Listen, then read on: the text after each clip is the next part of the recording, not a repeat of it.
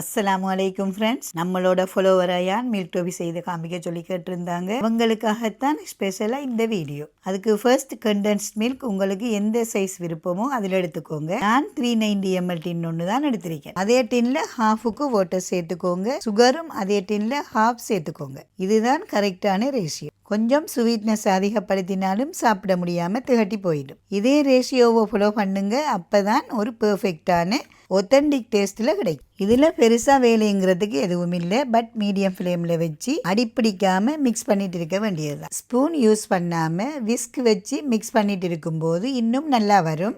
அதே போல் அடிக்கணமான பேன் எடுத்துக்கோங்க. இப்போது நல்லா ஒரு 50% சுண்டி வந்ததும் கெஷுநட் சின்ன சின்னதாக நறுக்கி சேர்த்துக்கோங்க. இப்போது பேனில் ஒட்டாமல் திரண்டு வர்ற கன்சிஸ்டன்சி வந்ததும் கீ ஆட் பண்ணிக்கோங்க.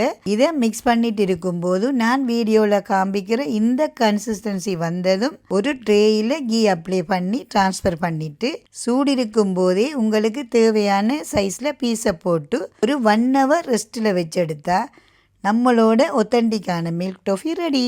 கண்டிப்பாக நீங்களும் ட்ரை பண்ணி பாருங்கள். அப்படியே நம்ம சேனலையும் மறக்காமல் ஃபாலோ பண்ணுங்க.